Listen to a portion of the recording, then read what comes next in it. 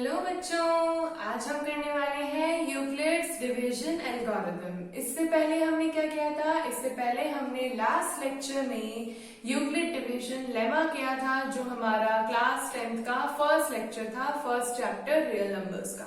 ठीक है, आज बच्चों हम बहुत इंपॉर्टेंट टॉपिक करने वाले हैं इस चैप्टर का। इससे भी एक क्वेश्चन तो पक्का बनता है। इसके कुछ स्टेप्स हैं, आप एक बार इन स्टेप्स को समझ लोगे तो आपसे क्वेश्चन करना बहुत आसान होगा। पिछले लेक्चर्स में हमारे पास सारे थ्योरेटिकल क्वेश्चंस थे, इस बार सारे न्यूमेरिकल क्वेश्चंस होने वाले हैं। ठीक है बच्चों, तो थ्योरी तो बहुत ज्यादा बोरिंग लगती है ना, तो अब हम करेंगे कुछ न्यूमेरिकल प्रॉब्लम्स। उससे पहले हम समझते हैं कि इसके स्टेप्स क्या होंगे। ठीक है, इसका स्टेप नंबर 1 क्या होगा?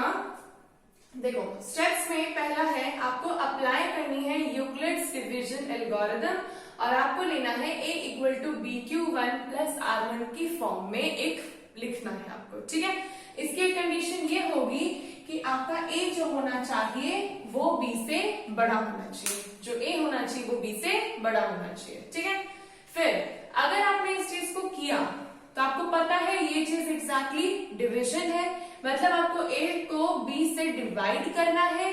कुछ क्वेश्चन आएगा उसको यहाँ रखना है, कुछ रिमाइंडर आएगा उसको यहाँ रखना है।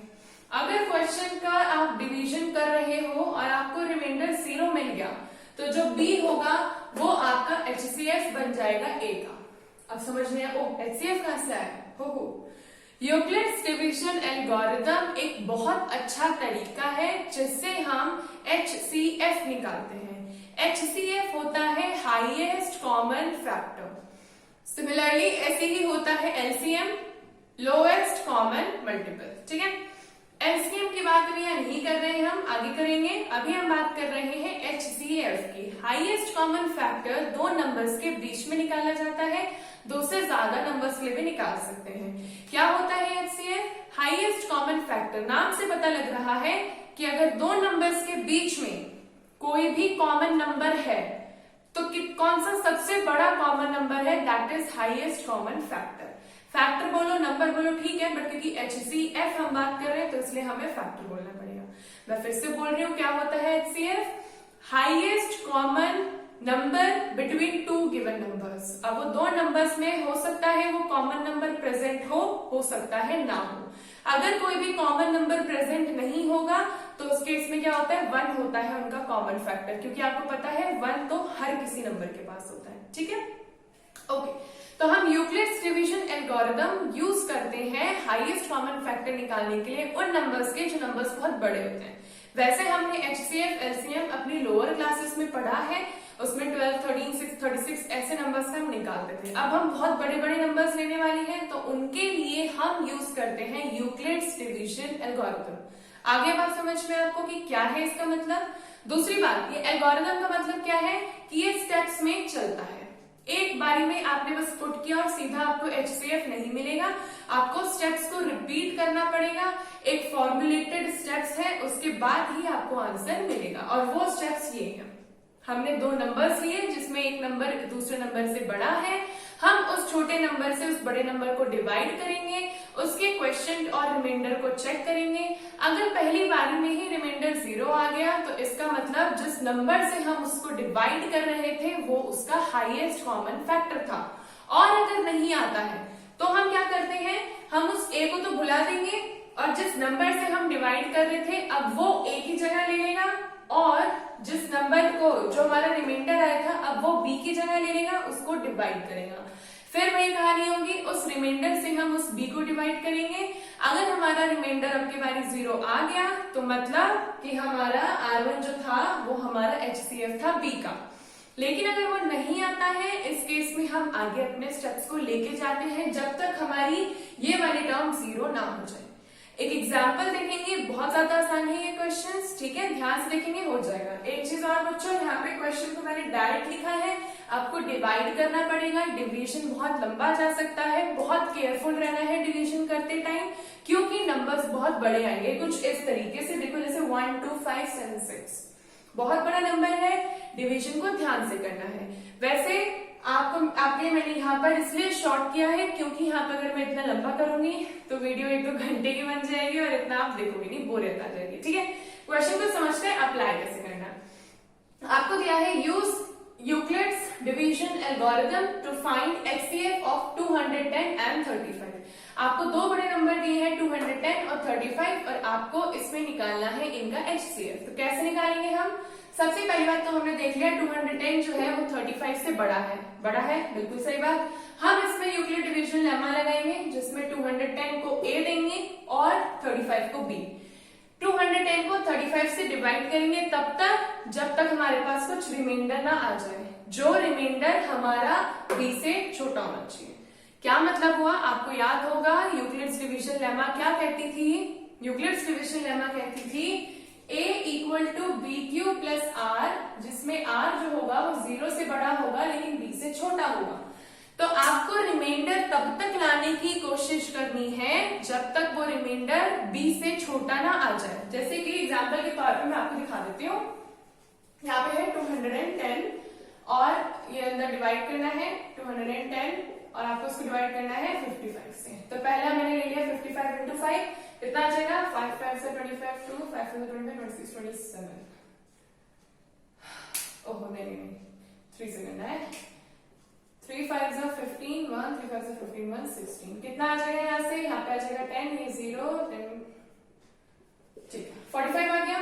अब ध्यान से देखो, अब 45 जो है वो 55 से छोटा आ चुका है, पहली बात। दूसरी बात ये, आप इसको फर्दर डिवाइड नहीं करोगे, आपको पॉइंट में नहीं जाना है। कहा? आपको डेसिमल में नहीं जाना है, आपको सिर्फ यहीं तक छोड़ देना है जहां पे आपको एक कंप्लीट नंबर मिले, होल नंबर मिले, ठीक है।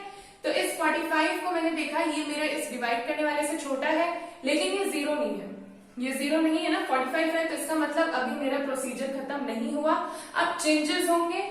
जिससे मैं डिवाइड कर रही थी अब वो डिवीजन के अंदर आएगा, मतलब वो a बन जाएगा।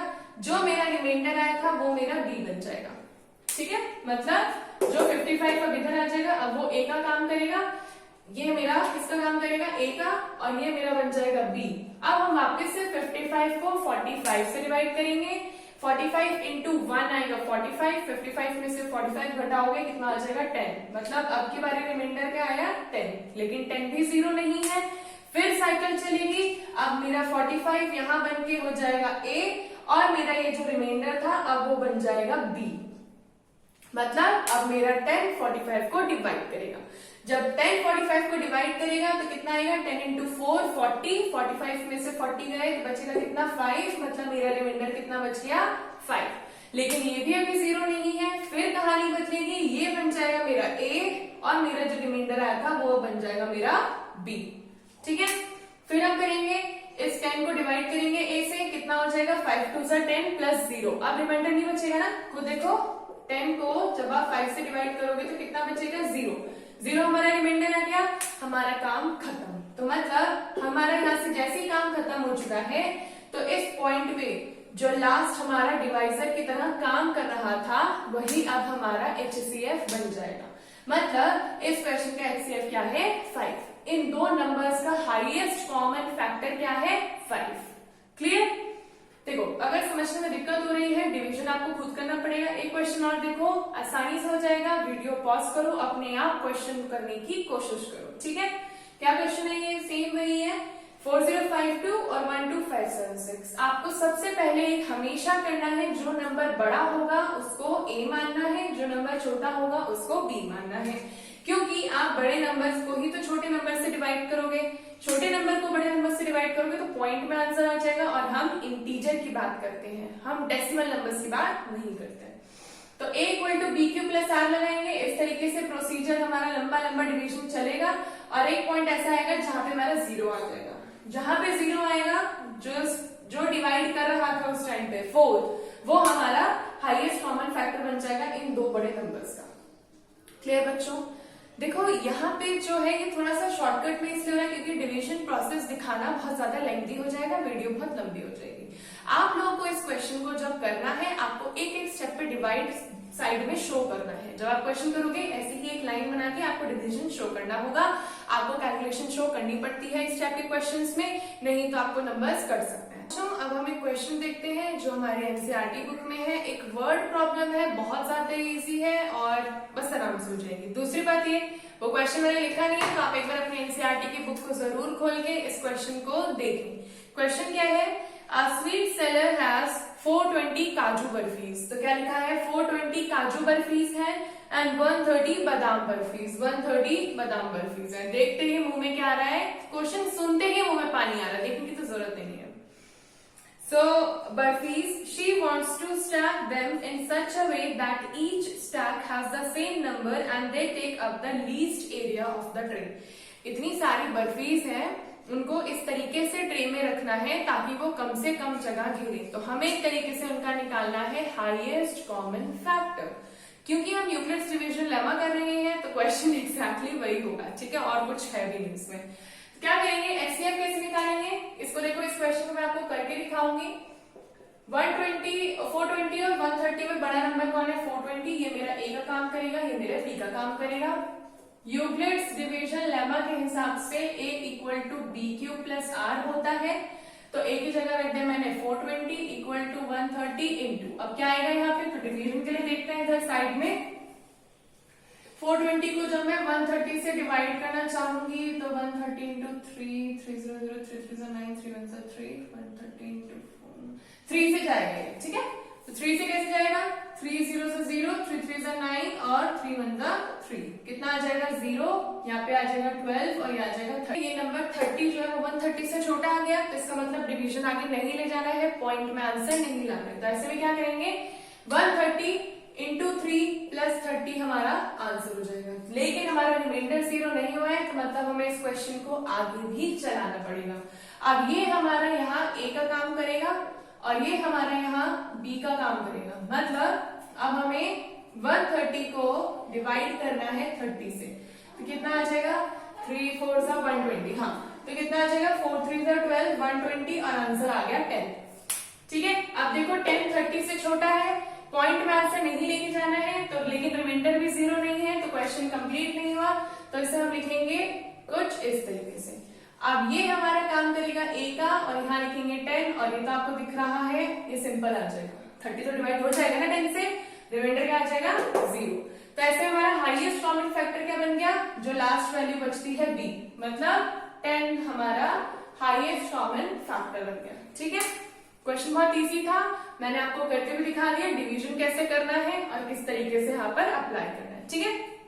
एक क्वेश्चन देखते हैं, बोर्ड्स में एक बार आया हुआ क्वेश्चन है, बहुत अच्छा क्वेश्चन है। क्या क्वेश्चन बोल रहा है, find the largest number that will divide 398, 436 and 542। 3 numbers उन्होंने दे दिए, उन्होंने बोला आप एक ऐसा नंबर निकालो जो इन तीनों नंबर्स को डिवाइड करने के बाद रिमाइंडर देगा 7, 11 और 15।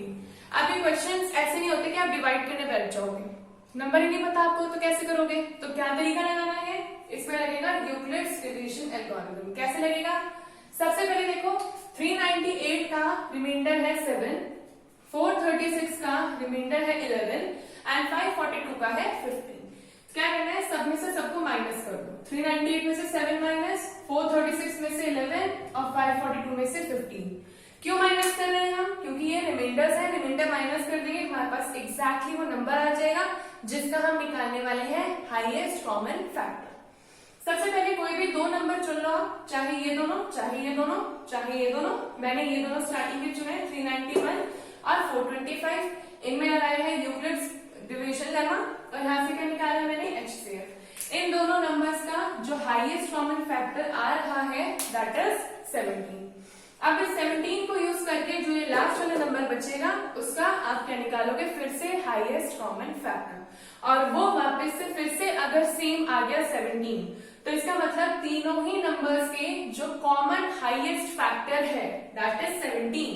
तो इसका मतलब 17 ही वो नंबर होगा जब वो 398 को डिवाइड करेगा तो 7 रिमाइंडर बचेगा, जब वो 436 को डिवाइड करेगा तो 11 बचेगा, और जब वो 542 को डिवाइड करेगा तो 15 बचेगा। ठीक है बच्चों, डिवीजन मैंने नहीं किया, मैंने वो सब भी नहीं दिखाया है पूरा एल्गोरिथम, क्योंकि ये आपके लिए होमवर्क होगा, आपके क्वेश्चन खुद करोगे और प्रैक्टिस करोगे, मैंने आपको आंसर बता दिया। ठीक है, ऐसे ही क्वेश्चंस आते हैं बोर्ड में, लैंग्वेज डिफरेंस हो जाती है लेकिन वो मीनिंग सेम रहती है कि आपको यूक्लिड्स डिवीजन एल्गोरिथम लगाना है। ऐसे ही क्वेश्चंस प्रैक्टिस करो, एनसीईआरटी की बुक खोल के जितने भी इजी क्वेश्चंस, जितने भी क्वेश्चंस उनको एक बार जरूर कोशिश करो करने की। नहीं होते हैं तो एक बार अपना कमेंट सेक्शन में अपनी क्वेरी जरूर बताना मुझको, मैं एक बार पर कोशिश करूंगी, अगर आपके कमेंट्स आएंगे उतने तो मैं वीडियो जरूर बनाऊंगी कुछ आपके सॉल्यूशंस के लिए। अगर आपको ये वाली वीडियो अच्छी लगी हो तो मेरी वीडियो को जरूर लाइक करें, अपने दोस्तों के साथ शेयर करें, मेरे चैनल को सब्सक्राइब जरूर करें। आगे और अच्छी वीडियोस आएंगी, अच्छे से पढ़ेंगे और अच्छे नंबर लेके आएंगे, ठीक है।